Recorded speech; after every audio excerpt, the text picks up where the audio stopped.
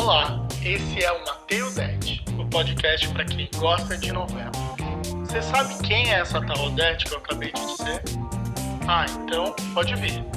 Eu sou o Leandro Guima, consultor de criação e noveleiro. Eu tô aqui para debater esse gênero que a gente tanto ama com os profissionais da área. E, é claro, com outros noveleiros tão malucos quanto eu e você. Bora lá?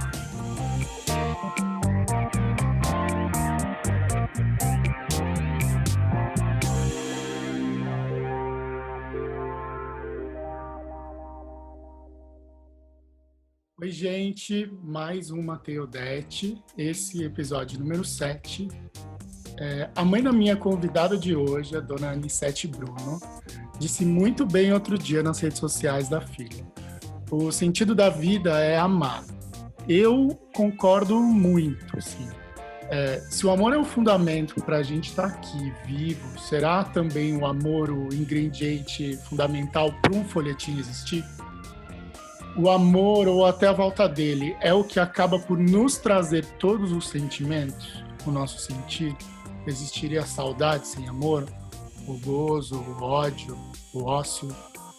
Para falar desse tema, eu fiz questão de chamar, então, não só a atriz, a dramaturga, a poetisa, mas, sobretudo, esse ser humano incrível e amoroso, a Beth Goulart. Oi, Beth. Oi, meu querido, que prazer imenso falar com você, ainda mais sobre esse tema tão importante para a gente, né? Ah, não é? O amor é sentimento matriz, é sentimento mãe, né? Muitos outros sentimentos são derivados dele. Então é muito lindo poder falar sobre amor. E eu sei que você tem sido o porta-voz dessa bandeira durante a pandemia, assim, o quanto tem sido não só durante a pandemia, né, mas sempre permeando aí a tua vida. Para começar, antes de apresentar outro convidado, já queria te falar, e já que falei da tua mãe, como que é conciliar o lado filha com o lado admiradora desse casal de novela, já que a gente está falando de amor e de novela, desse casal que tanto representou o amor verdadeiro, que é o teu pai querido, Paulo Goulart, e a dona Anissete. É muito fácil conciliar esses dois lados, porque quando você admira, só aumenta o amor que se sente. E como a gente lida com amor e admiração na relação que se constrói durante toda uma vida, né? É muito bom você admirar a sua referência, né? Quem você segue ou quem você pretende, de alguma forma, ter como farol. Às vezes eu acho que meus pais são dois faróis assim que iluminam muito e nos orientam uma postura diante da vida, diante da profissão, diante do próximo, diante da gente mesmo. E são dois faróis muito amorosos. Então isso potencializa esse sentimento e essa maneira de ver a vida como uma oportunidade de crescimento constante. Quando ela diz que a essência da vida é o amor, é porque realmente nós acreditamos nisso. Eu acho, nós temos uma visão de amor muito ampla. Muitas vezes a gente fala que o amor para nós é Deus, porque é como realmente uma fonte que emana todas as outras existências, né? Então a gente nasce a partir do amor, a gente se desenvolve a partir do amor, a gente se salva a partir do amor, se cura a partir do amor, né? Que é um pouco parecido com o que a gente fala sobre a arte. Eu acho que a arte é uma atividade que está muito ligada a este sentimento, porque a arte está diretamente ligada às nossas sensações. E o amor, claro que todos os outros sentimentos e sensações também nos impactam e nos inspiram a trabalhar. Mas o amor é aquele sentimento que lida com a sua generosidade, com a sua doação. Você ama alguém, ou ama o seu trabalho, ou ama o próximo, você simplesmente dá, você nem espera o retorno, o verdadeiro amor não espera retorno, senão é uma troca, não é uma doação, né? Então, para ter a verdadeira doação, tem que ter este sentimento maravilhoso. Ah, então a gente fica honrado, porque se você está aqui partilhando amor com a gente e nesses tempos tão malucos, isso já estou aqui uma bola de amor mesmo. Eu vou falar então agora do nosso querido Vitor, que é o que eu digo sempre o noveleiro fanático da vez, mas além de noveleiro fanático, ele é, sim, autor, colaborador de várias novelas de sucesso, do Astro, do I Love Paraisópolis, da novela Jesus. Hoje o Vitor de Oliveira trabalha como redator-chefe do seriado do Multishow Vai Que Cola. Oi, Vitinho, para você escrever novela, para escrever novela é preciso acreditar no amor de verdade? Bom, boa noite, oi querido, tudo bom? Saudade de você, Beck, que honra estar aqui com você nesse espaço. Meu querido. Sim, eu acho que não preciso nem me estender no tudo que a Beck falou sobre o amor, que eu assino embaixo, e já levando para a teledramaturgia, eu acho que o amor é o motor de tudo, né? Não só o amor romântico, mas o amor como um todo, né? A gente, né, eu e Beck, a gente participou de um trabalho junto que foi a novela Jesus, e Jesus é amor, né? Quando eu soube que seria essa novela, nossa, eu amei, porque não existe tradução maior de amor do que Jesus, né? Tudo que ele veio à Terra para semear amor, para distribuir amor, e dentro disso, assim, eu não consigo fazer nada no meu trabalho se não tiver amando, se não tiver amando aquele trabalho, tiver essa relação de amor com o que a gente faz. Então, a resposta é sim, o amor tem que estar envolvido em tudo, né? E até interessante isso, eu não tinha nem pensado quando chamei os dois, no sentido que tem quem escreve e quem atua. Eu sei que a Beth também tem o seu lado dramaturga, mas o quanto é importante para todo o processo, né? Quem está ali na ponta interpretando, saber que também quem escreveu tem, parece cafona, mas é cafona mesmo. O quanto é bom a gente ter amor no que a gente faz e no que a gente acredita. Falando da novela Jesus, Beth, para interpretar a Miriam, assim, já que ela representa esse sentimento poderoso do amor e da compaixão pelo próximo, assim, como foi esse processo para uma personagem que representa tanto essa atmosfera do amor? Foi lindo. Primeiro, realmente você falou, né, Vitinho, Jesus é o nosso grande mestre, né? Então ele fala com excelência sobre este sentimento. Ele nos ensina a todo momento a amar cada vez mais e melhor.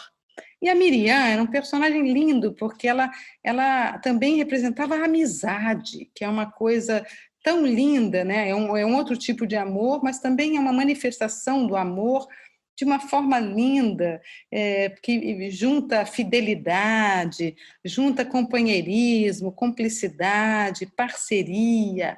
E a Miriam tinha todos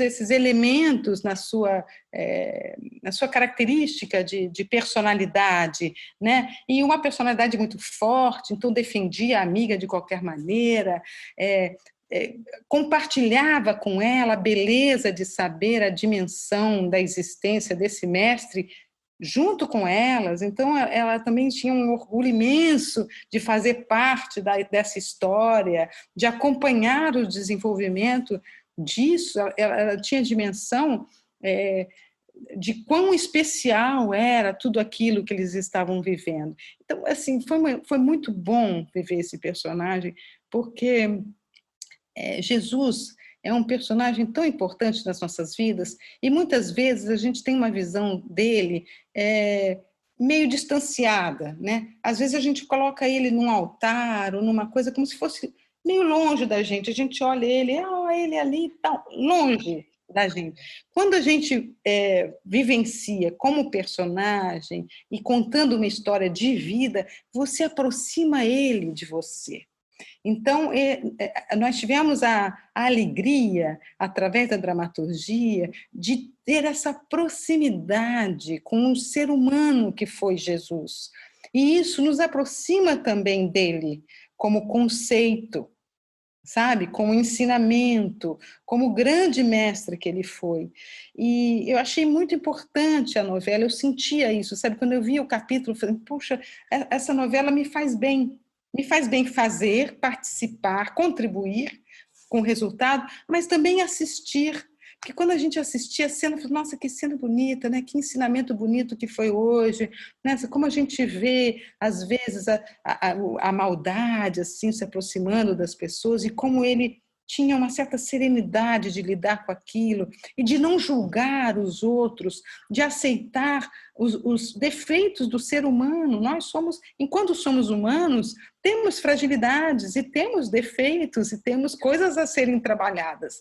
Então, o personagem Jesus, né, o mestre Jesus, era de uma generosidade incrível, ele abraçava todos e sempre dava chance desse personagem de ter um novo começo, né?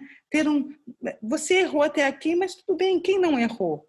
Né? Se você agora percebeu que estava errado, você pode consertar, você pode mudar se você quiser. Basta você querer.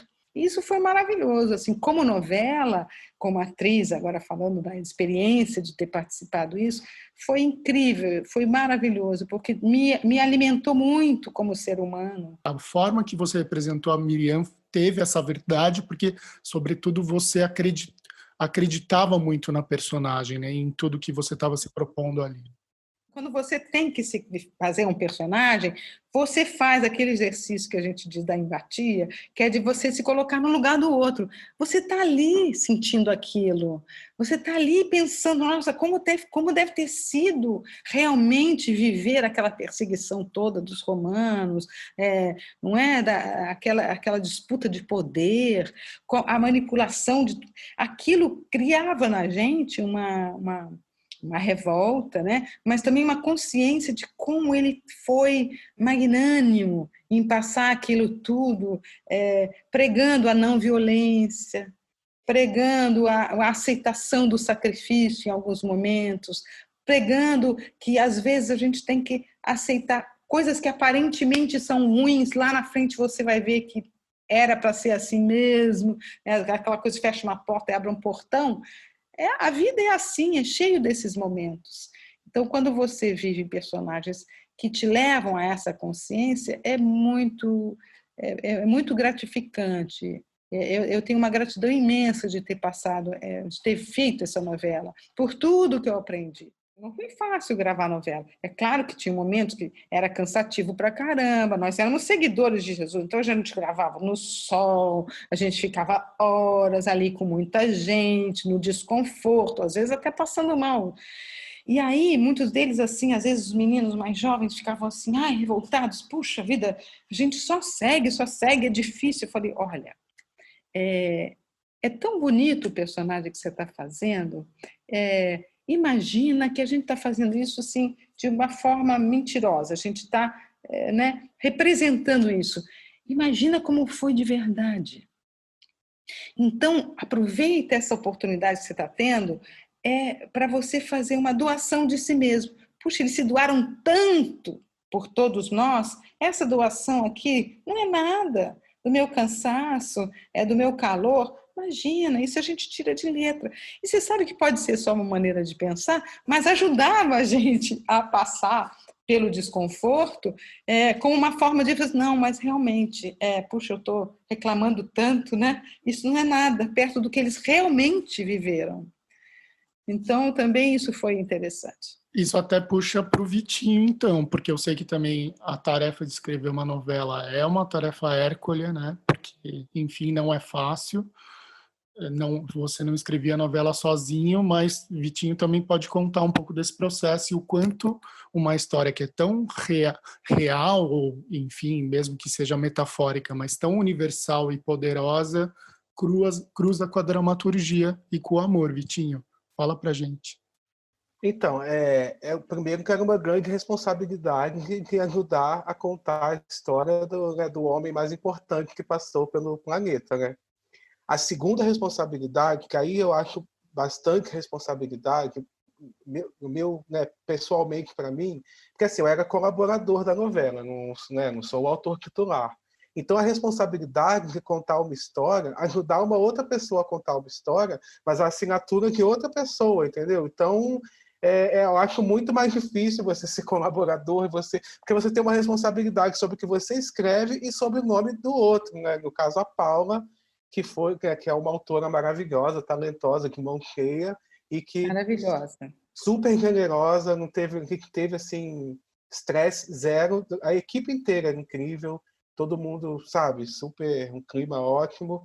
E assim, pegando assim, falando da Miriam, né, era uma das personagens que eu mais gostava de escrever, porque assim, não sei se as pessoas sabem, o autor, ele distribui, ele que faz uma escaleta, o autor faz a escaleta, que é o resumo do capítulo.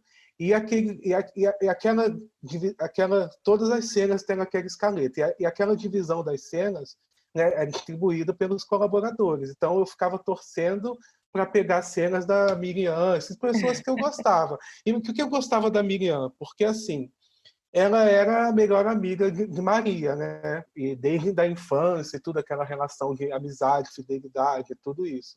Mas a Maria tinha uma solenidade, né? Porque ela tinha uma coisa né, da mãe de Jesus, então tem que sempre ter uma coisa mais virtuosa, mais contida. E a Miriam era legal porque era mais humana, porque ela que mais reagia, porque a gente tinha mais liberdade para ter as reações. Então a Miriam era revoltada, ela falava tudo que a gente estava com vontade, que a Maria não podia. Então a Miriam, assim, às vezes, então a gente usava a parte do humor, era toda para ela, a parte dessa coisa mesmo da revolta, de falar o que está pensando. Aí depois a Maria meio corrigia ela, não. Então era Corrigia muito ela, não pode, não pode. era muito divertido, porque e ela enfrentava, ela é destemida, né? Porque ela enfrentava lá os romanos, ela sabe. Então essa parte eu também gostei muito, porque era uma novela extremamente empoderada. Se você for olhar, É assim, verdade.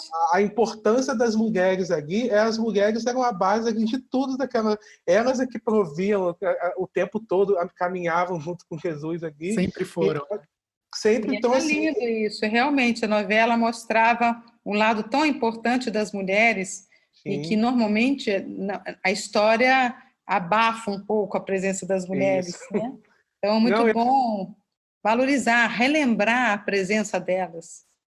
não, era muito bacana por isso, porque assim, tinha essa coisa assim, porque assim, não é o olhar da mulher hoje, né, o contexto de hoje. Você tinha que escrever, você tinha que pensar na lógica daquela época e do que era possível fazer enquanto mulher naquela época, né? Então, dentro disso, assim, era uma importância incrível e teve todo o trabalho de pesquisa, historiadores. Então, a gente descobriu que na época existiam mulheres gladiadoras. Teve até uma personagem que era gladiadora. E sabe, então a Paula, acho que ela foi muito inteligente em saber usar todos esses recursos e a favor da história, a favor de contar uma história que se fosse entendida, uma história daquela época que fosse entendida no dia de hoje. Então acho que foi muito bacana, assim, uma temática muito atual, né? A gente vê que e era divertido fazer, né?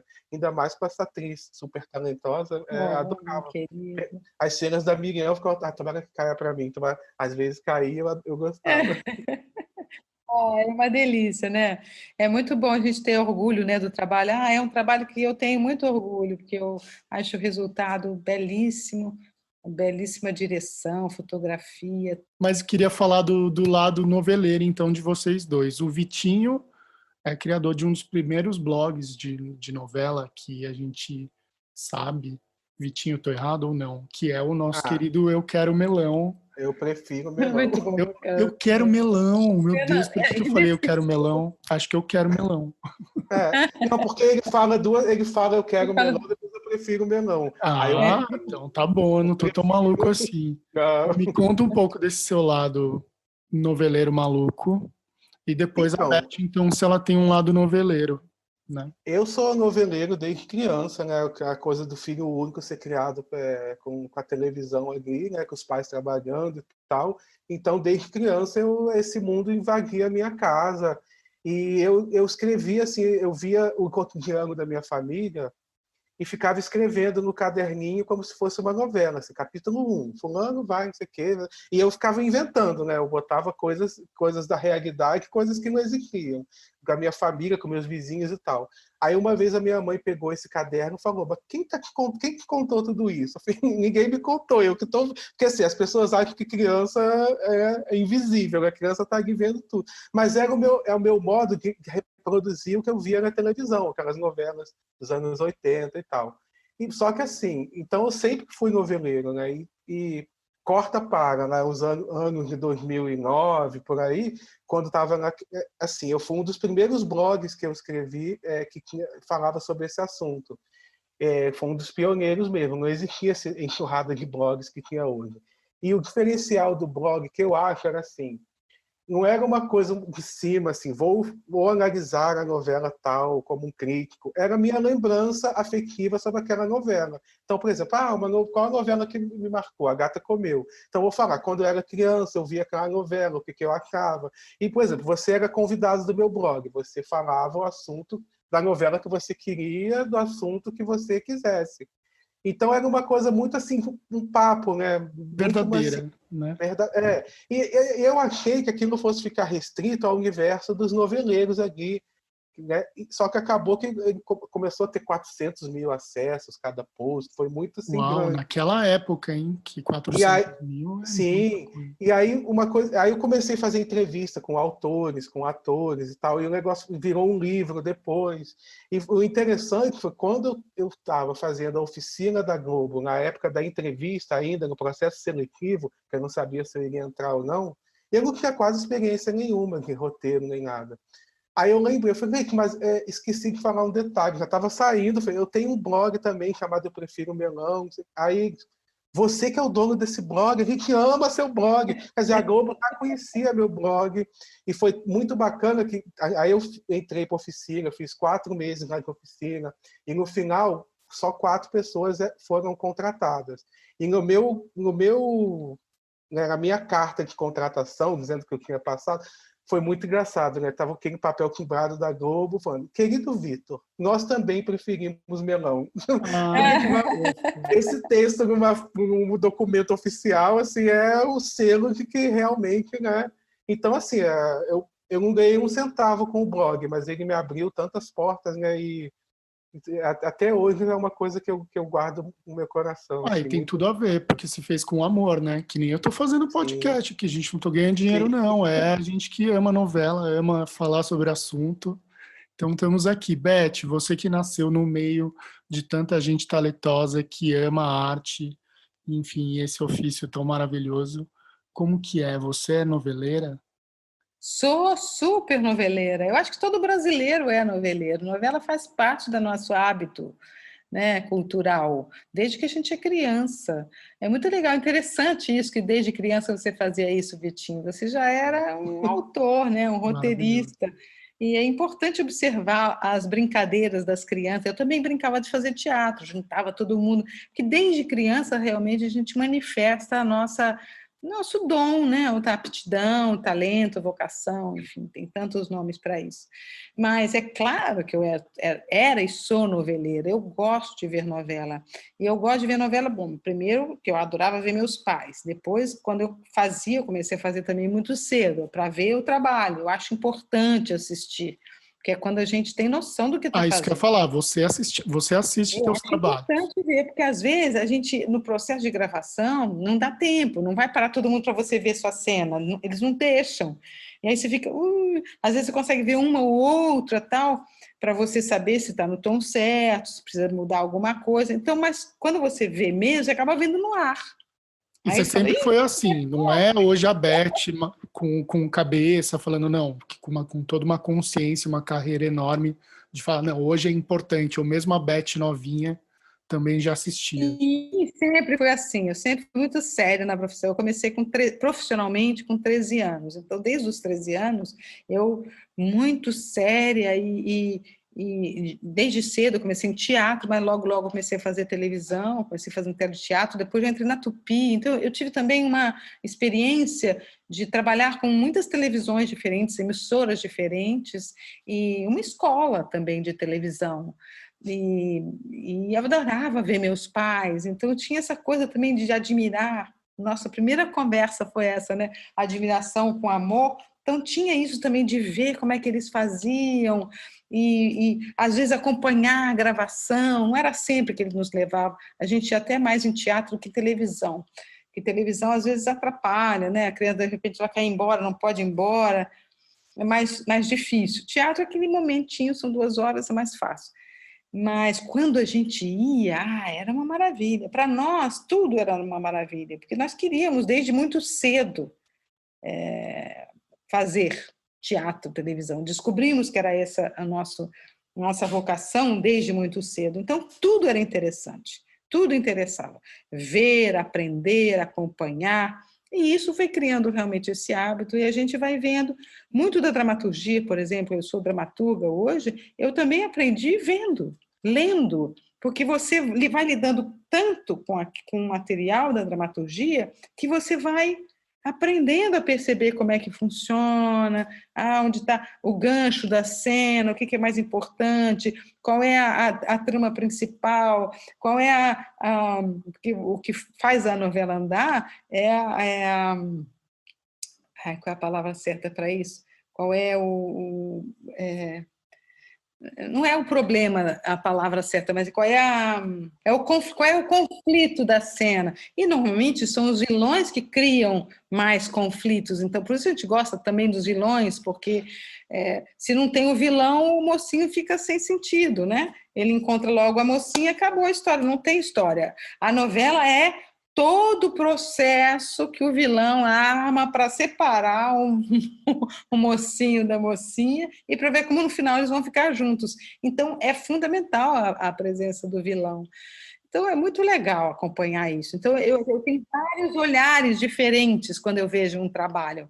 Eu tenho um olhar da telespectadora que simplesmente se envolve, e chora, e ri, se envolve com os personagens, e tem esse outro olhar mais profissional, da atriz que observa quando o ator está fazendo um bom trabalho, da diretora que vê quando está uma boa cena sendo dirigida, que sacada maravilhosa que ele teve para fazer essa cena, e também da dramaturga, da escritora que observa a estrutura dramatúrgica da novela. Então, a novela me encanta de todas as maneiras possíveis.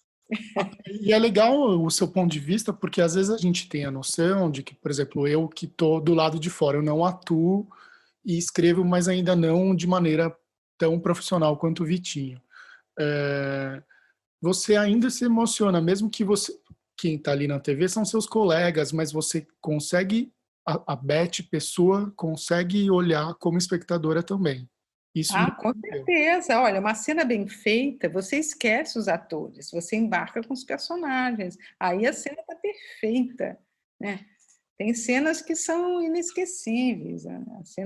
A cena quiser lembrar uma, por favor, a hora é né? agora. Aquela do filho com o Matheus Solano, a última cena da novela com o pai, que ele Da fala Mora Vida. que o pai fala eu te amo para ver. Aquela cena é inesquecível para mim. Nossa, eu chorava assim. E é tão simples, né? Assim, pai, sabe que eu te amo? Simples, e você sabe que vai ser isso, né? Mas você fica, na verdade, a gente esperou a novela inteira para ouvir esse eu te amo, do pai com o filho. O pai rejeita o filho a novela inteira. O filho se tornou aquele vilão que a gente aprendeu a amar, aquele, aliás, belíssimo trabalho do Matheus e do Fagundes, né? Belíssimo. E uma bela dramaturgia também do Valcir Carrasco. Mas aquela cena, para mim, foi icônica, porque nossa, eu falo, porque foi tudo lindo, a direção foi linda também, a fotografia era belíssima, e os atores eram show. Então, tudo ali te levava a viver a catarse junto com aqueles personagens. Então, quando ele fala, eu te amo para o filho, aquela emoção dele passou a ser a nossa emoção. Essa é a coisa mais linda dessa catarse, da proposta do nosso trabalho, né, de interpretação. É quando você faz o público sentir junto com você o que aquele personagem está sentindo. Aí a gente fala que a arte cura, porque a gente realmente consegue vivenciar um momento de catarse mesmo e de cura psicológica, né? Aquela cura virtual se torna uma cura real. Então, puxa, que lindo esse amor que foi conquistado desse filho por esse pai. Né? Ele está ali, quando ele fala eu te amo, ele está falando me perdoa. É tão bonito, eu acho, é uma cena relativamente simples, mas com tanto significado que para mim ficou uma cena muito marcante. E o Walser tem essa maestria mesmo de conduzir temas difíceis de uma maneira muito fácil, né, para o espectador, muito que fácil. é chamado médio, né, no sentido que não precisa, ele não vai com os dois pés no peito em temas mais espinhosos, como a questão da aceitação do filho gay, e ele conseguiu coroar isso de forma tão linda, assim. De uma forma linda. Não, Verdades Secretas, ele teve uma dramaturgia um pouco mais ousada, mais ácida, né? Mas nessa novela também pelo horário. Mas você veja, ele no horário das 6, totalmente diferente. Porque, Super. claro, o público é outro. Então, ele conseguiu realmente dar um salto de profundidade de tema e de como abordar esses temas de uma maneira muito brilhante, né, do meu ponto de vista. Mas fazendo um link dessa história do Félix com o link do tema desse podcast, que é o amor, também queria falar uma coisa que, assim, como a novela também é uma obra aberta e como ela vai sendo transformada de acordo com a recepção do público e com tudo. Porque o Félix era um vilão da história.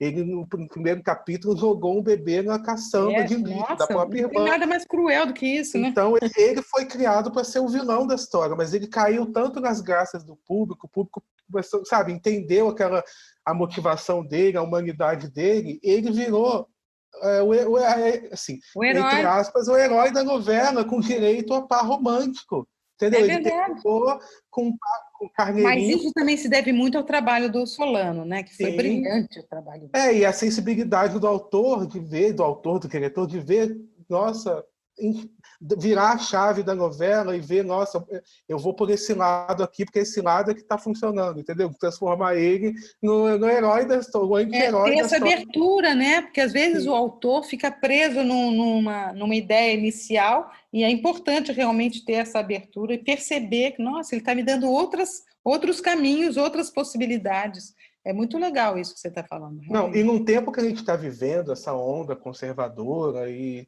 costumes e tudo, foi uma maestria incrível, porque o Brasil inteiro torceu para o Félix dar o beijo no Carneirinho. Você pode ser da direita, da esquerda, velho. Não importa. Todo mundo torceu por aqueles dois seres humanos que se amavam ficarem juntos no final. O poder foi muito bacana, assim, o poder do amor mesmo. Assim.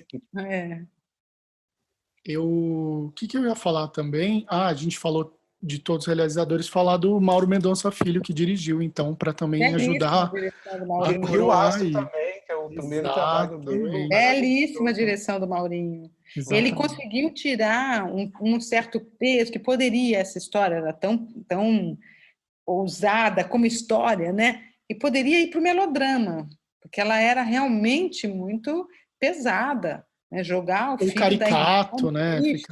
O pai que rejeita o filho, era uma coisa, né? Ele perde tudo, vai vender cachorro quente e né, se apaixona. Teve uma trajetória do herói, né? Que é uma maneira de analisar interessante dramaturgicamente, muito interessante. E claro que se não tivesse uma boa direção, eles poderiam ter se perdido nesse caminho. Mas a direção foi brilhante, do começo ao fim. Maurinho. E Vitinho, na construção, e legal dessa história da obra aberta é até uma pena hoje, que com as cenas todas da pandemia, a gente tem que cada vez mais gravar novelas quase como uma obra fechada, né? E eu entendo que mesmo até para o ator, né, Beth, esse exercício dessa troca do autor sentir a embocadura de cada ator, a cada atriz e adaptar o público também sentir junto, e isso tem ficado um pouco mais limitado, principalmente nesses tempos. Vitinho, já teve algum casal assim que foi formado inesperado em alguma das novelas que você escreveu, assim, que foi mais a reação do público e vocês tiveram que ceder, indo para essa questão do amor e vontade do público? Então, não exatamente, mas eu lembro, por exemplo, a primeira novela que eu participei, que foi o Astro, o casal principal ali, quer dizer, o segundo casal, né, os protagonistas jovens, que eram o Tiago Fragoso e a Aline Moraes. É isso desde os tempos lá da primeira versão da Janete Claire, eles já eram o casal da novela, que era o Tony Ramos e Elizabeth Savala. Então, esse casal foi criado para ficar junto e terminar junto e tal. Ele tinha uma namorada, que era a Josi, foi vivida pela Fernanda Rodrigues. Na versão original, essa personagem morre logo no início da trama para eles poderem se casar e aí ter o conflito lá da família e tudo. Mas a Fernandinha Rodrigues, ela fez de uma maneira tão boa, sabe? Ela foi tão bacana, assim, porque ela conseguiu polarizar as torcidas. Eu lembro que no Twitter tinha muitas pessoas torcendo para ela. E eu, quando escrevi as cenas dela, é aquela coisa que a Beth falou, a gente entender a motivação do personagem. Eu super entendia ela, ele era namorado dela desde a infância, e gostei, sabe, cultivou aquele amor a vida inteira, de repente vem uma outra, e eles se apaixonam. Então, assim, eu super entendo. Você torcia para ela, Vitinho? Eu torcia, assim, sabe? E era engraçado, assim, porque a personagem era para morrer logo no início. Só que a personagem foi fazendo tanto sucesso que o Alcides Nogueira e o Geraldo Carneiro foram protelando. E aí a Fernandinha Rodrigues mandava assim: eu vou morrer essa semana? Não me mata ainda não, pelo amor de Deus. E assim, ela morreu, mas ela morreu, tipo assim, na penúltima semana da novela. E mesmo depois de morta... Durou a novela inteira, né, a disputa. E foi linda a cena da morte dela, todo mundo chorando. E depois de morta, ela ainda aparecia. Veio Rebeca, a mulher inesquecível. Assim. Então foi sabe, ela foi, assim, não digo que mudou a história, mas mudou o desfecho da história, mas mudou totalmente o decorrer da história. É uma personagem que caiu nas graças do público, né?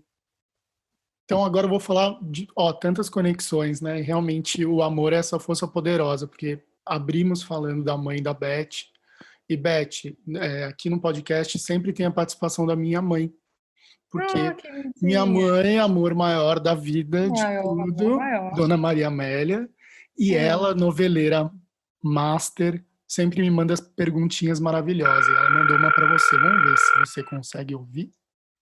Vamos. Olá, Beth. A sua mãe é uma pessoa muito carismática e transmite muito carinho em tudo que ela faz. Isso também influencia você nos seus papéis?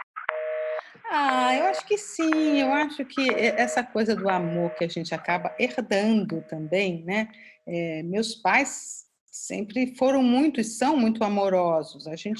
Claro que a gente herdou esse olhar amoroso para a vida, porque nós fomos criados assim, nós convivemos com essa maneira de olhar a vida e o próximo. Então, quando a gente faz um personagem, a gente também tem esse olhar amoroso com o personagem.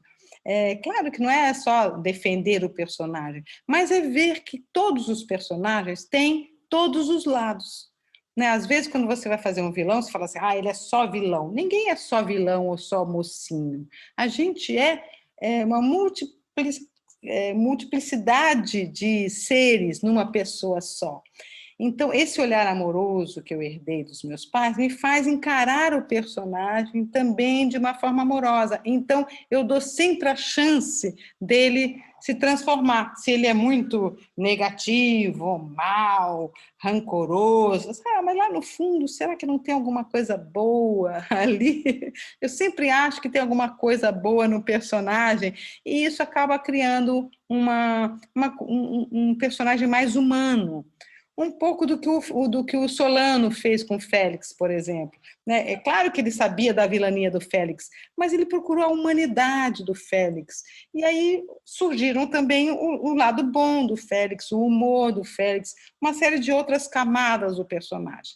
Então, isso, de certa forma, eu herdei, sim, da maneira de olhar os personagens, achando que eles sempre podem melhorar, que eles sempre podem ter um ponto de transformação que faz com que ele se modifique do que como ele começou a história. Isso eu acho que sim, talvez tenha dado também a mãe. Até porque também, tirando os psicopatas, assim, em geral, sei lá, se uma Sim. pessoa ela odeia, é porque talvez em algum momento ela teve falta de amor e ela era uma pessoa do bem que estava querendo amor ali, né? Então, todos nós temos um lado, uma luz ali a ser revelada lá dentro, né? Exatamente, uma ausência de amor que precisa ser preenchida, né? É uma coisa meio assim, eu olho muito meus personagens dessa forma. Não quer dizer que eu nego a vilania deles, ou que eu nego os erros, os defeitos, como eu falei, todo mundo tem um pouquinho de tudo, mas eu sempre dou uma carga amorosa para que ele tenha, será que é isso mesmo? Será que não foi falta de amor, ou uma dor lá de trás, um trauma, alguma coisa que fez com que ele fosse dessa maneira. Eu fiz um personagem assim, a Leia de A Terra Prometida, era muito assim, que era uma mãe que perseguia profundamente a enteada, protegia a filha, que era a Paloma Bernardes que fazia, e perseguia a enteada, que era a Aruna, que era a Thaís Melchior. Porque a enteada era filha de uma traição do marido. Então, ela olhava para a enteada e lembrava daquela traição, daquela... Então, na verdade, ela olhava para a menina e via a rejeição do amor. Aí ela rejeitava a menina. Mas isso também, na trajetória do personagem, lá na frente, isso foi transformado e, no final, quem realmente cuida dela é a Aruna, a personagem que ela rejeitou a vida toda. Então, o caminho do amor. E indo nesse caminho da intuição, vou então começar com o Vitinho e depois volto para você. Em geral, Vitinho, como você está escrevendo e você se emociona, provavelmente a cena lá vai repercutir, foi uma cena que emocionou o público, e aí, Beth, a mesma coisa, você está na leitura de texto, é algo que te vem muito forte, depois, por coincidência, é uma cena que reverbera lá na frente, que todo mundo fala e que se emociona, essa intuição funciona para vocês dois? Vitinho. Eu acho que sim, né? Porque eu acho assim, a questão da cena ser icônica, eu acho que isso não é uma coisa planejada, né? Assim, eu vou escrever uma cena e essa cena vai virar o ícone da... O ícone acontece, a cena, essa repercussão acontece naturalmente, né? Assim, eu não acho que assim, vou agora a Tieta vai arrancar a peruca da Perpétua, essa cena vai entrar pro hall das grandes cenas da Terra da... Não, sabe? A gente pensa em fazer o melhor possível, entendeu? A melhor cena possível. Mas, assim, eu então, como colaborador, que eu vou lendo a escaleta, eu já vou me emocionando quando tem alguma cena que me toca, eu já me emociono na leitura da escaleta. E quando essa cena caindo para mim, eu vou fazer da melhor maneira possível. Essa cena que eu mencionei, da morte da personagem da Fernanda Rodrigues e o Astro, já era uma coisa emocionante dela já na escaleta, sem nem diálogo, sem nada. Quando ela foi construída, e depois no ar ficou lindo, todo mundo chorando, e acho que, com certeza, isso aí vai da nossa sensibilidade, né, de perceber o que pode comover ou não. Mas eu acho que assim, a gente nunca pensa assim, vou fazer essa cena para virar um... Porque se a gente pensar nisso, não acontece, né? É o que o Guimarães Rosa fala, felicidade se acha em horinhas de descuido. De repente, uma coisa que nem pensou, uma cena super simples ali, ela vai lá e bomba, né? É verdade. A gente é surpreendido mesmo. Mas a gente percebe quando tem uma cena bonita, fala, essa cena é linda, né? Ai, que bom que essa cena veio. Porque quando a gente lê a cena, você já começa a sentir o que a cena pode vir a ser, né? A gente tem esse olhar um pouco mais treinado para perceber quando a cena, nossa, que cena maravilhosa, que texto lindo, nossa, que situação incrível. Então, você sabe que você vai lidar com uma coisa que de cara já te emociona. Mas nem sempre aquilo que você acha que é aquilo que fica. Porque, claro que a gente dá sempre o melhor da gente em cada trabalho, e isso É a beleza do nosso trabalho. O prazer que a gente tem em fazer está diretamente ligado a isso, né? Assim, ai, puxa, eu vou me jogar para fazer o melhor de mim. Mas, às vezes, a gente se surpreende. Às vezes, aquela cena que você esperava ser a melhor, nem sempre é. Às vezes, uma outra que você não esperava nada, puxa, a cena ficou linda. Porque também tem aquela situação, quando você cria muita expectativa, né? Quem cria muita expectativa, às vezes, gera frustração. Então, às vezes, você cria tanta expectativa na cena, e quando você vai ver, a coisa não foi dirigida como você esperava, você não estava naquele dia tão bem, sabe? Ou o seu colega não correspondeu àquilo que você queria. Às vezes, isso acontece. Sai do seu controle. O nosso trabalho, ele lida com isso o tempo todo. Você lida com sensibilidades, como é que está o dia hoje, né? Não é uma coisa, não é uma ciência exata. A beleza do nosso trabalho também a é beleza essa, tá né? aí, né? É isso, a gente é surpreendido toda hora, né? Com coisas maravilhosas que você não esperava e com coisas que às vezes você esperava muita coisa e que nem sempre é aquilo que você esperava. Às vezes com a gente mesmo, você fala assim, hoje foi tão legal, quando você vai ver, não foi legal coisa nenhuma, a cena foi péssima. Porque você tem uma sensação com a cena. Por isso que quando eu me dirijo em teatro, por exemplo, eu tenho que gravar, porque uma coisa é o que eu estou sentindo, a outra é o que eu estou vendo, e nem sempre o que eu estou vendo é o que eu estou sentindo. A gente erra muito, né? Porque quando você está sentindo uma coisa, se você fica muito assim, olha que legal, eu fiz isso, o seu ego entrou ali, sabe? Então, às vezes, o nosso trabalho é muito sensível. Então, ele funciona cada vez mais quando tem menos ego. Quando você está mais dentro do personagem, fora de você. Então, se você falar, hoje eu fiz super bem, o ego aí apareceu, entendeu? E aí, esse olha eu aí, como é que aconteceu, você perde a conexão real com a cena. Então, às vezes, quando você cria essa expectativa, o seu ego fica ali esperando o resultado, medindo o resultado. E aí te distancia do personagem, que não é você, que é uma outra pessoa. Então, na nossa profissão, nosso maior inimigo é o ego, porque ele, como a gente lida com a imagem, é você que está ali. Então, o ego tem uma função na nossa vida, é uma função de te proteger, mas ele tem a hora certa de aparecer.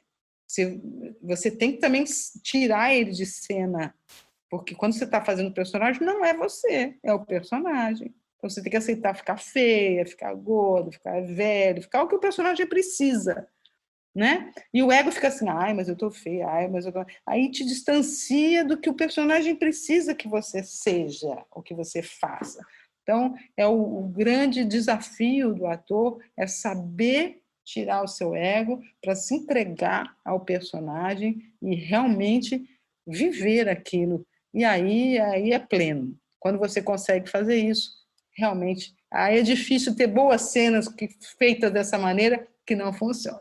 Super. Você acha até que não à toa o ator gosta tanto de fazer teatro, porque é um espaço ali que você também exercita esse distanciamento do ego pelo fato de você estar ali semana após semana refazendo a mesma cena e ali a oportunidade de cada vez mais entrar no personagem, e que isso talvez numa relação industrial que a novela tem, toda essa coisa da grande mídia, pode fazer com que o ego suplante esse lado que é o mais importante, afinal, que é você viver um personagem, não ser você?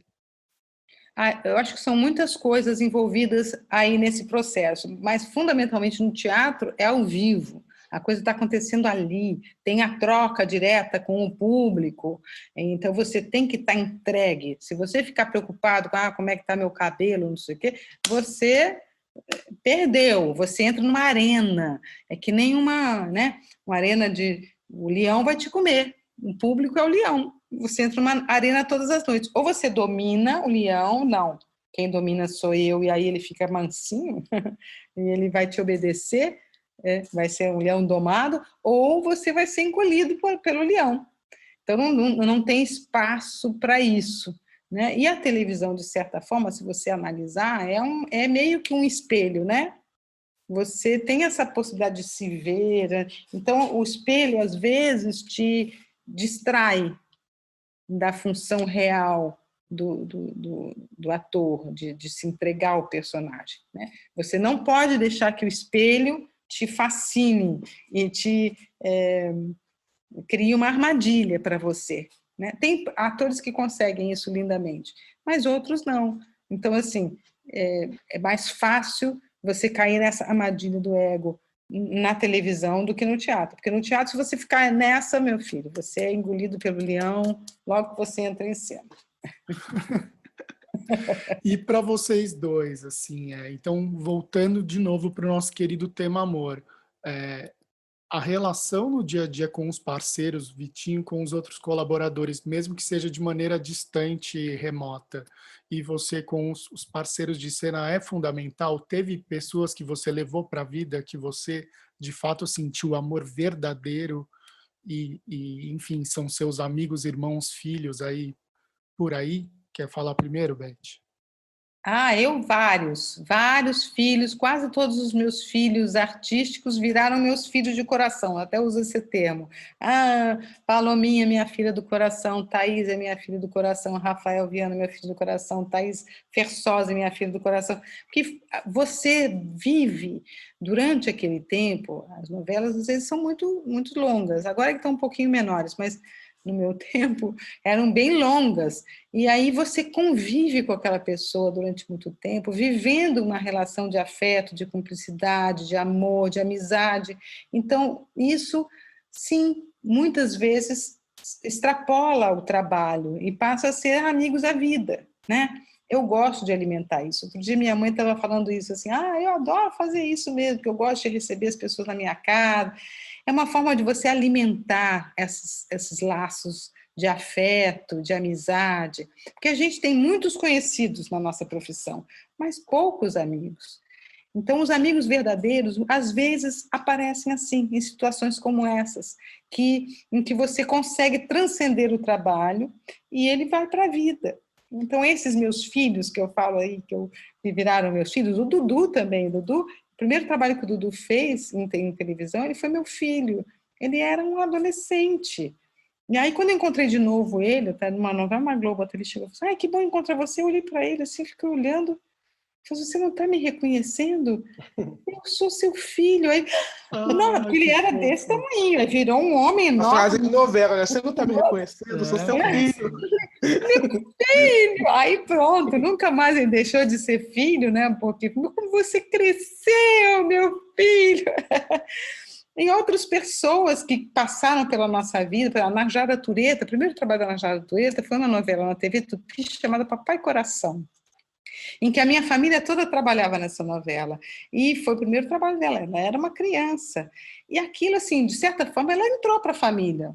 Ela entrou numa novela que era a família toda trabalhava e ela foi conhecida ali. Então, nós temos uma relação de afeto, de carinho para a vida toda. Glória Pires foi minha irmã, numa novela do Gilberto Braga, nós tínhamos sem paridas as duas, sabe? Então, assim, irmã para sempre, né? Tem amigos que são para frente. Cristiane Torlone, amigos para sempre. São relações que você estabelece e que, mais do que estabelecer, você alimenta, né? Porque a amizade é uma coisa que precisa ser alimentada.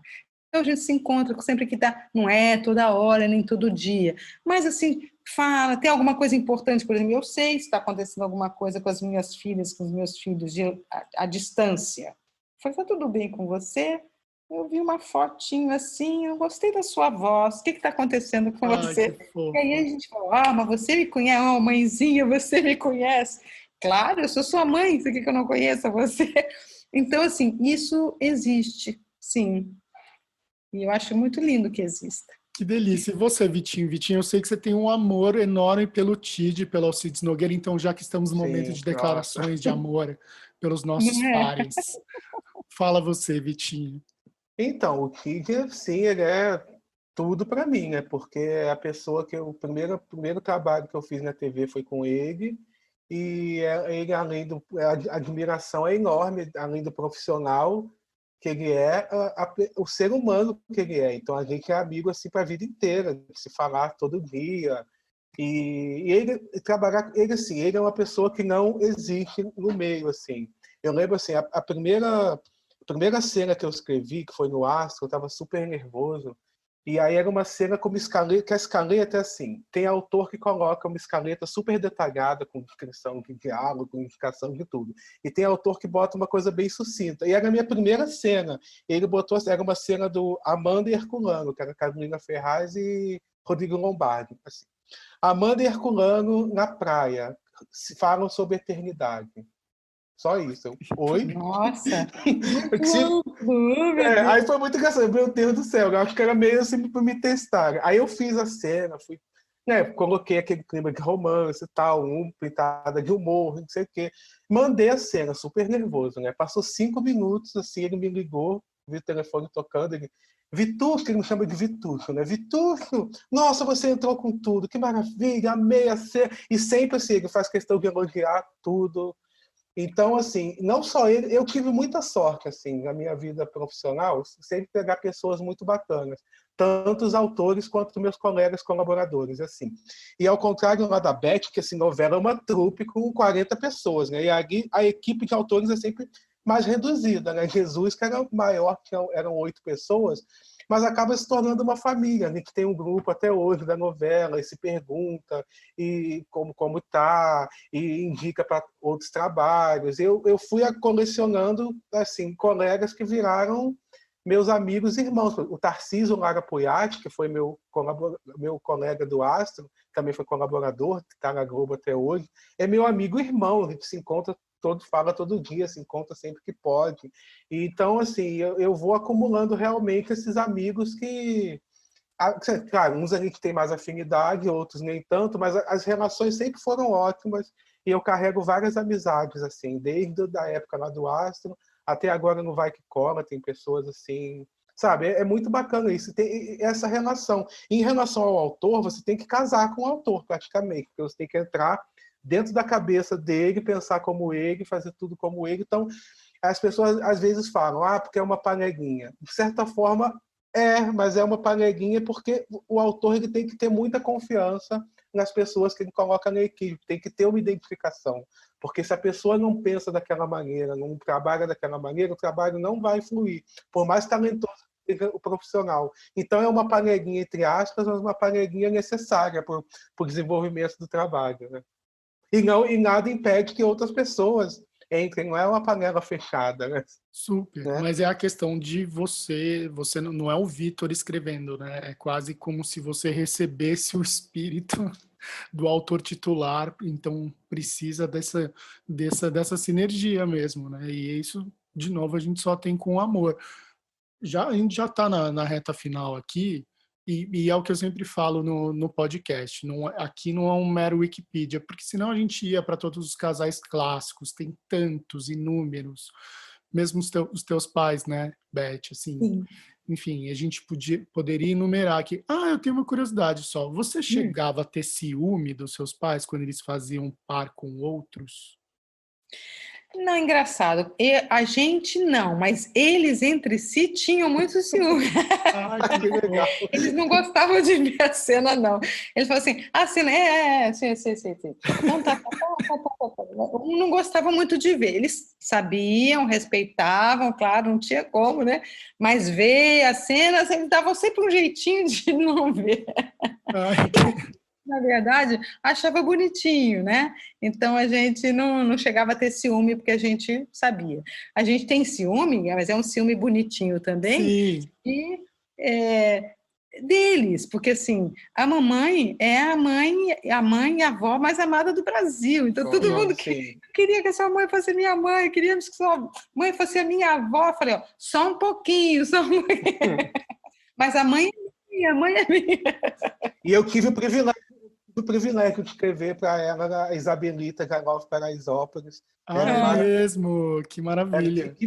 Que delícia de personagem e como ela engrandece, né, os papéis. E também outro papel que muito sobre amor, né? Porque tem a questão dela, né?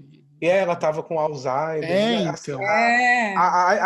A sequência final foi maravilhosa, porque a Soraya, que era a Letícia Spiller, que fazia a filha dela, herdou o Alzheimer da mãe, assim. Sim. E quando o Alzheimer se manifesta em uma pessoa mais jovem, é muito mais avassalador. É pior. Então, ela já entrou no processo assim de apagamento muito antes que a Isabelita só tinha lapso de memória. Sim, então, a última cena é uma dessas cenas que fazem chorar.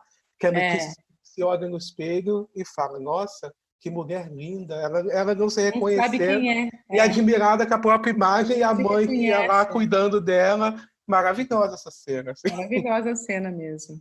Gente, eu amei, porque a gente falou basicamente de amor de tantas formas. E, de novo, o amor romântico é lindo também. Que bom quem está amando ou não, está casado ou namorando. Mas eu achei tão lindo que a gente abordou tantos outros e fechamos de novo com amor de mãe, né? Aliás. Mas eu posso falar uma coisa que eu quero falar? Fala porque, assim, tudo. Falando do amor romântico, um casal que eu, assim, povoou meu imaginário, porque eu sempre quis saber a história, e eu pude ver no canal Viva, que eu, pela primeira vez, era Débora e Caê, que baila comigo, que era a Beth com o Cláudio Corona, que era o tipo de amor que transcendia a tela, que eles fizeram tão bem, que era um Romeu e Julieta, né, que era a menina rica, que não podia ficar com um rapaz pobre, mas eles fizeram tão bem, era um amor aquele amor que transcendia a tela e fazia todo mundo torcer por eles, porque eu fico acompanhando pelo Twitter, e eles eram o casal sensação da novela. É verdade, foi realmente um encontro incrível, e nós ficamos muito amigos. O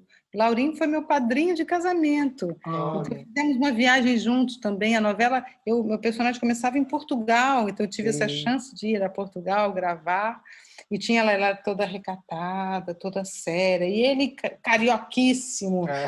Eu tinha essa coisa de um ir transformando o outro, né? Eles encontravam esse equilíbrio nessa diferença, que era muito legal. E depois, no meio da novela, tinha uma viagem para a Grécia, que era... Eles estavam brigados, aí o pai queria fazer... O pai era Raul Cortez, a mãe era Teresa Raquel, e aí o pai queria fazer a aproximação deles, então dava para ele a viagem de presente para eles se encontrarem no navio. E, no fundo, era uma grande merchandising do Navarino, que era um navio grande de viagem transatlântica.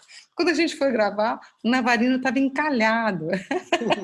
Tudo que a gente tinha que fazer no Navarino, a gente fez num ferry boat grandão, mas muito das viagens foi de trem, né?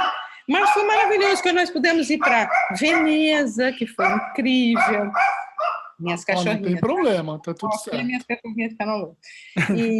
E Grécia, nós tivemos a experiência de ir à Grécia juntos. Então, tudo foi inesquecível para mim nessa novela. O casal Débora e Caê, que foi um casal realmente referência. Na época, eu cortei um cabelinho curtinho, assim, ninguém usava aquele cabelo na época. Todo mundo cortou o cabelo depois da Débora. Tem gente que me chama de Débora até hoje, para você ver como foi forte o personagem, né? E o encontro. E o Laurinho vai morar sempre no meu coração. É uma das pessoas que eu amo profundamente, na dimensão onde ele está hoje. Mas foi meu primeiro grande amor novelístico, e que é para sempre. Luz e amor. Então, já que Vitinho deu a deixa, Beth, quer lembrar de algum outro grande casal que você interpretou, você e alguém, ou algum outro casal da dramaturgia que você tem? Quando você falou, quando eu vi que você ia falar de casal, eu ia falar da Débora e do Caê, porque realmente foi muito forte o encontro desses dois. E é um amor símbolo, né, do amor jovem, e que se perpetua, né, por toda a história. Aliás, essa novela, Baila Comigo, foi uma novela muito, muito linda. De romance, de novela, eu acho que eu vou ficar com esse, que eu tenha vivenciado. Mas muitos personagens foram marcantes para mim como personagens, né, de televisão. Aí vem as novelas do Gilberto Braga, que são incríveis. Teve a Leopoldina, do Primo Basílio, que foi um personagem que eu amei, que foi um personagem também representando muito a força eu amava da realidade. Eu amava esse personagem. Ela foi belíssima tradução do romance para a dramaturgia, né? Que o Gilberto fez.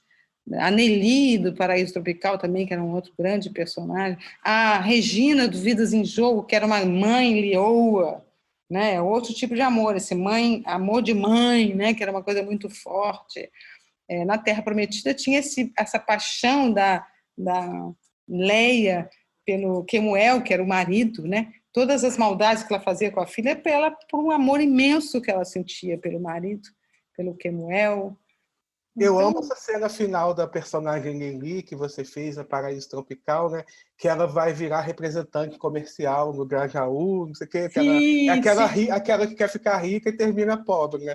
Mas a cena final é essa. Olha que lindo. E a cena final é linda, ele lavando os pés dela, né? Exatamente, a trajetória. Ela teve que perder praticamente o marido, porque ela não valorizava o marido, porque o marido estava sempre ali. Ela não valorizava. Ela teve que quase perder o marido e as filhas para valorizar. E aí, quando eu falo assim, eu não posso fazer isso, não é, o apartamento não é o mais importante. O mais importante é você, né? Então, também foi um personagem lindo que mostrou isso, esse casal já não tão jovem, né? Porque tinha as duas filhas mais adultas, né? Ela querendo manipular a vida das filhas, e chega uma hora que ela fala assim, não posso fazer isso, eu não tenho esse poder, eu estou perdendo tudo que realmente importa para mim. E aí teve essa virada do personagem que eu achei muito, muito legal. Muito bom. E então vamos falar do amor hoje. Não sei se você já pode falar muito da tua personagem em Gênesis, qual que é a faceta do amor que ela está te movendo neste momento? Esse é um personagem maravilhoso. Eu faço a rainha de Sodoma. É um lindo. Que eu estou adorando, eu adorei esse convite, porque sai totalmente dos personagens que eu fiz até hoje na dramaturgia bíblica da Record, né?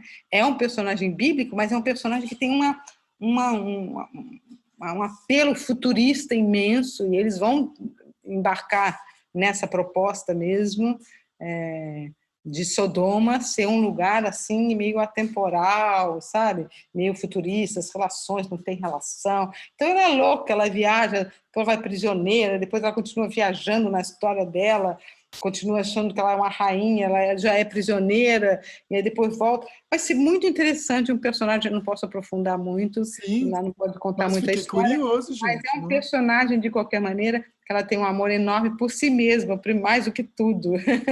Pronto. E pelo poder, né? E eu acho que vai ser muitíssimo interessante. Me lembrou um pouco Lucrécia Borgia, que foi um outro personagem muito forte que eu vivi no teatro, e que agora na televisão eu tenho a chance de viver um personagem com essa dimensão histórica e poderosa. Super, super. E você, Vitinho, o que você está amando hoje fazer ou projetar?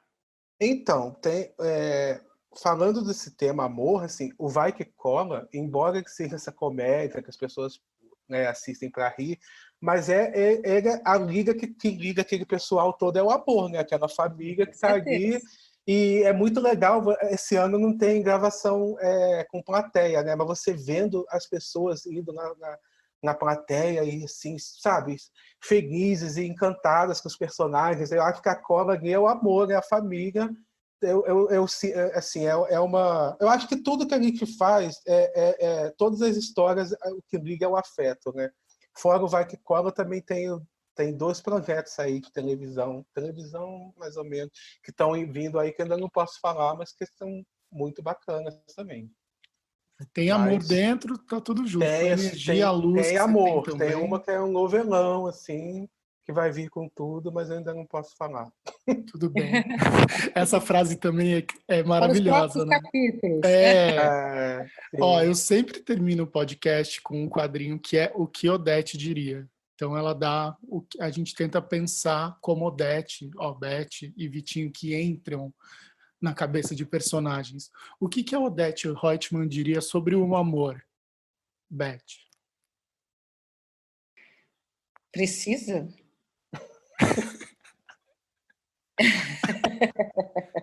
Não, porque o meu questionamento será que ela fez tudo aquilo porque, enfim, ela tinha aquele amor Eu acho que móvel? quando eu digo que ela diria e precisa falar do amor, é porque eu acho que ela não valoriza o amor, ela Ah, valoriza o sim. poder. Eu acho que a Odete Roitman, quando as pessoas falam assim, o oposto do amor é o ódio, eu não acho. Eu acho que o oposto do amor é o poder. E eu acho que a Odete Roitman representa o poder. Por isso Boa. que ela fala assim, e precisa falar do amor, porque eu acho que ela não valoriza nada o amor. E coloca os óculos escuros e pronto. Ela fala assim, que pobreza. E você, seu Vitor de Oliveira? O Eu que você acho que a acha? Odeca é movida pelo amor também, pelo amor pela filha, o amor torto que ela tem, e as coisas que ela fazia, o conceito dela de justiça, mas sempre movida por esse amor. Mas eu concordo com a Beck, ela fala, coisa mais jeca, eu não sou personagem de Furiquim, de quinta categoria. Ela adorava falar que era jeca, era terceiro Ela mundo. fala assim, que pobreza. Ai. Ó, então agora para a gente terminar por cima, porque sim, Odete maravilhosa, não à toa dar um nome para esse podcast, mas terminaremos com amor. Beth, você que é sempre tão maravilhosa com as palavras, faz o seguinte, eu vou terminar com o Vitinho e depois a Beth encerra, porque a Beth sempre coroando nossa Oh. guru do amor, e principalmente nessa pandemia, né, Beth? Você tem aí falado tanta coisa boa. Então, Vitinho, considerações finais. Considerações finais que eu adorei participar, tá uma delícia, a gente nem viu o tempo passar. Parabéns aí pelo trabalho, que né, orgulho, foi meu aluno de roteiro. Sim. E foi maravilhoso, e eu acho que falar de amor nesses tempos que a gente está vivendo é fundamental, né? Só não é, pode parecer cafona, pode até ser, mas é aquela coisa, o amor é que vai salvar tudo, entendeu? A gente não é nada sem o amor. E vou deixar as melhores palavras para a Beck, que vai falar muito melhor do que eu. Nossa, já tô aqui com o meu ouvidinho aqui, ó. Não, eu vou lembrar duas frases lindas da Clarice Lispector que eu acho que falam muito bem sobre isso. Tem a ver até com o que você falou. Assim, o amor é a única salvação individual que conheço. Ninguém estará perdido. Se der amor e, às vezes, receber amor em troca. E a outra frase é: amar não acaba. Ai, que delícia, que delícia. Olha, o podcast acaba, mas o meu amor agora, Mas eu amor, já é para tinha de longe, sempre. quero mais. E Oh, voou, meu né, querido, obrigada gente? por esse convite maravilhoso. Um Eu prazer amei. imenso estar com você. Pitinho, sempre um prazer estar com você, meu querido. Prazer Vamos também. marcar, Espero. quando passar essa pandemia, vamos marcar um encontro presencial para a gente se ver e matar a saudade. Que Com delícia. certeza. Prazer imenso, meu amor, estar aqui com você. Parabéns pelo seu trabalho. Olha, eu vou Parabéns, também abraçar sou de muito longe fã. aqui. Que bola de amor gostosa. Um beijo para vocês, meus queridos lindos.